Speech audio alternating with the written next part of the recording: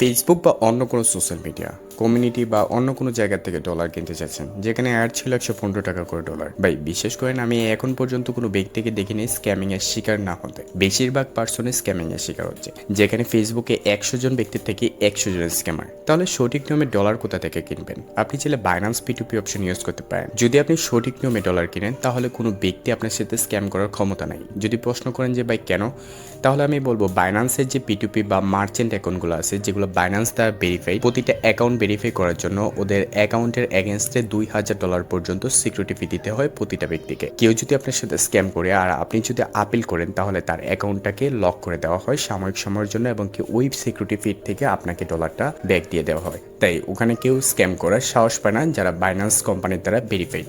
আপনি যদি বিকাশ নগদ রকেটের মাধ্যমে ডলার কিনতে চান, তাহলে বাইন্যান্সটা হচ্ছে সেফ। 2 টাকা বেশি যাক, বাট স্ক্যাম তো হচ্ছে না। তাই আপনাকে সঠিক নিয়মটা আগে জানতে হবে। সো সম্পূর্ণ ভিডিওটা দেখলে আশা করি আপনি সঠিক নিয়মটা বুঝে যাবেন। সো আপনাদের সাথে একটা জিনিসের পরিচয় করা যাক। যারা অনলাইন পেমেন্ট সলিউশনের জন্য একটা ভার্চুয়াল কার্ড খুঁজতেছেন, যেটার মাধ্যমে আপনি অনলাইন প্লাস অফলাইন সব জায়গাতে পে করবেন, আপনারা চাইলে টেভাও ইউজ করতে পারেন। টেভাও একটা কার্ড হচ্ছে $20, আমরা 60% ডিসকাউন্টে আপনাকে $8 ইস্যু করে দিতে পারবো। এবং কি আপনি চাইলে আমাদের থেকে ফ্রি কার্ডও নিতে পারেন, যেটা লাকি উইনিং প্রসেসের মাধ্যমে। এই কার্ডের মাধ্যমে ফেসবুকে ব্লো ভেরিফাই থেকে শুরু করে বুস্টিং, স্টার কিনা সব কাজ করতে পারেন। এই কার্ডের মাধ্যমে আপনি ইন্টারন্যাশনাল যে কোনো ট্রানজ্যাকশন করতে পারেন। আপনি শপিং থেকে শুরু করে কোনো অ্যাপসের সাবস্ক্রিপশন প্রোভাইড করা, ডোমেইন হোস্টিং কিনা সব জায়গায় আপনি পেমেন্ট করতে পারেন। সো আপনি চাইলে এখনই আমাদের সাথে কথা বলতে পারেন।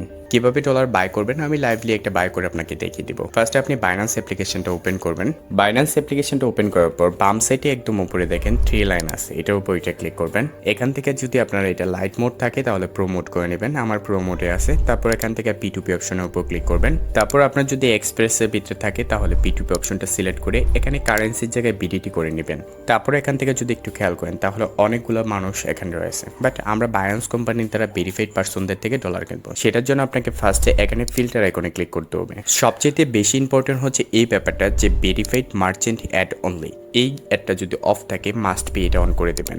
এটা হচ্ছে বাইন্যান্স কোম্পানির দ্বারা ভেরিফাই প্রত্যেকটা ব্যক্তির মার্চেন্ট অ্যাকাউন্ট, যারা বাইন্যান্স কোম্পানিকে সিকিউরিটি ফি দিয়ে যেখানে মার্চেন্ট অ্যাকাউন্ট নিয়েছে। তারপরে অ্যামাউন্টের জায়গায় কত টাকা ডলার কিনবেন সেটা লিখে দিবেন। তারপর দেখেন এখানে পেমেন্ট টাইপ আমি অল অপশন সিলেক্ট করে রাখবো। তারপরে পেমেন্ট মেথডের জায়গায় এখান থেকে আমি বিকাশটা সিলেক্ট করে দিব, যেহেতু আমি বিকাশ কিনবো। আর এখানে আপনি নগদ রকেট ইউজ করতে পারেন।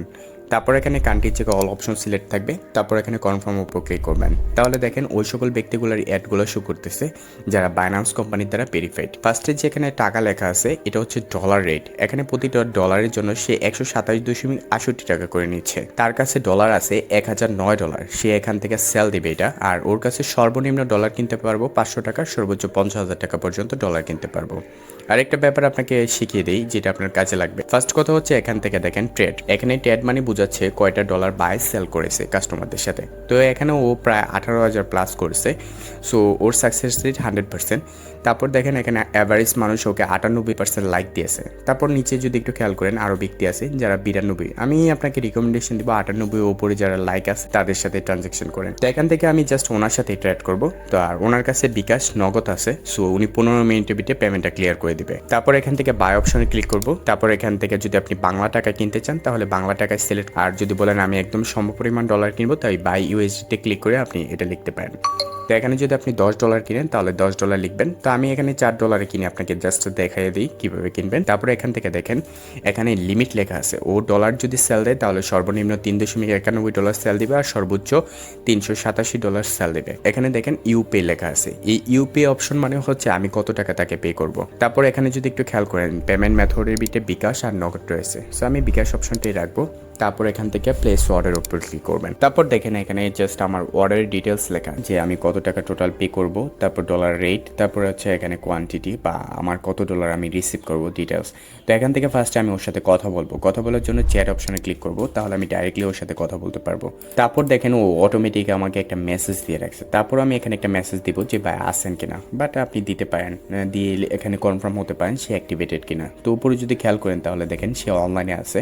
তারপর সে বিকাশ নাম্বার দিয়ে রাখছে। তো আমি এখানে বিকাশ যে এজেন্ট নাম্বারটা আছে সেই নাম্বারটা এখানে কপি করব। সো চলুন টাকা পাঠানো যায়। তারপর যদি একটু খেয়াল করেন ও যে নাম্বারটা দিয়েছে এই নাম্বারে আমি টোটাল পাঠাবো 517 টাকা, যেহেতু আমার 517 টাকা বিল আসছে। সো আমি এই বিলটা জাস্ট পে করব। সো আমি বিকাশে এই নাম্বারে ক্যাশ আউট করব। সো ওদের যে নাম্বারটা দেওয়া থাকবে সেই নাম্বারটা এখানে কনফার্ম করে নেবেন। কখনো পার্সোনাল দেয়, কখনো এজেন্ট দেয়।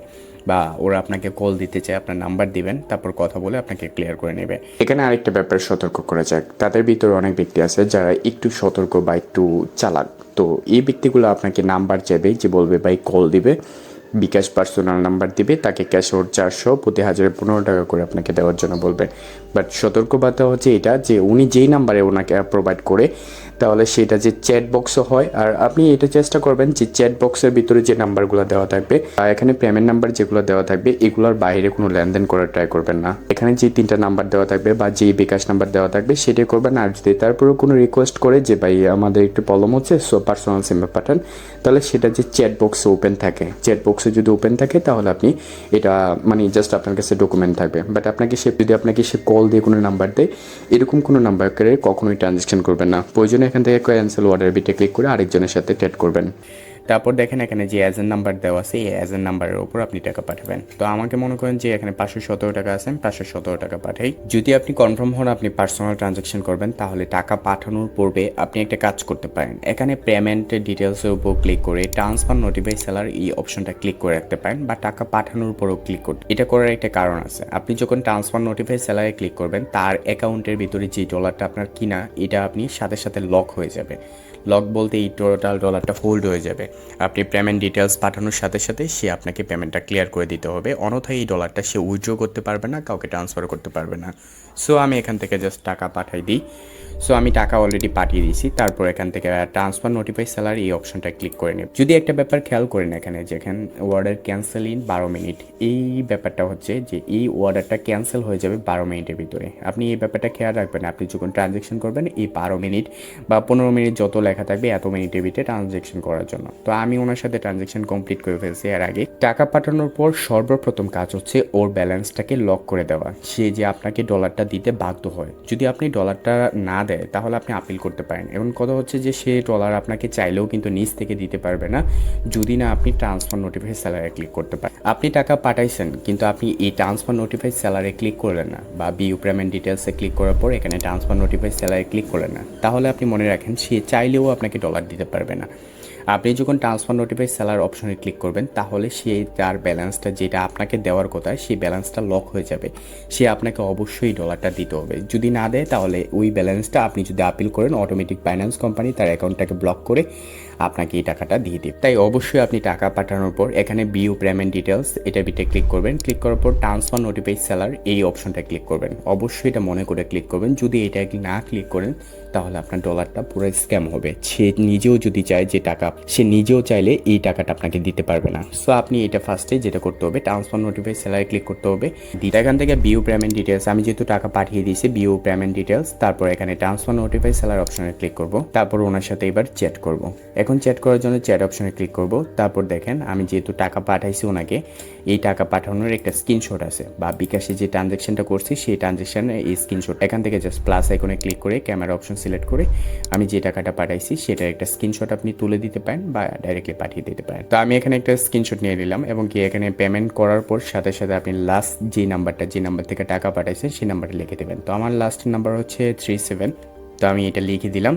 উনি 1 মিনিটের ভিতরে আপনাকে পেমেন্টটা কনফার্ম করে দেবে। যদি কনফার্ম না করে তাহলে ওখানে আপিল করতে পারেন। উপরে দেখেন একটা টাইম 11 মিনিটের মতো, এই টাইমের ভিতরে অটোমেটিক আপিল অপশন আসবে, আপনি ডাইরেক্ট আপিল করেও ডলার নিয়ে আসতে পারেন।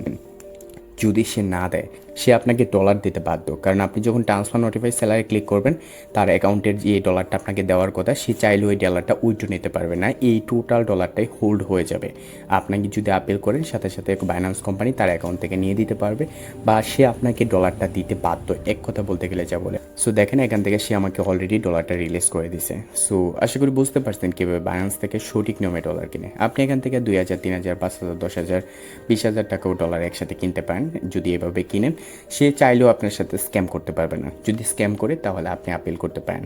সো যদি কোনো সমস্যা হয় বা কোনো জিনিস না বোঝেন তাহলে আমাদের টেলিগ্রামে কথা বলতে পারেন। আমাদের টেলিগ্রামে ইউআইডি কোড দেওয়া আছে, বা আপনি টেলিগ্রামে সার্চ করে আমাদের সাথে কন্ট্যাক্ট করতে পারেন।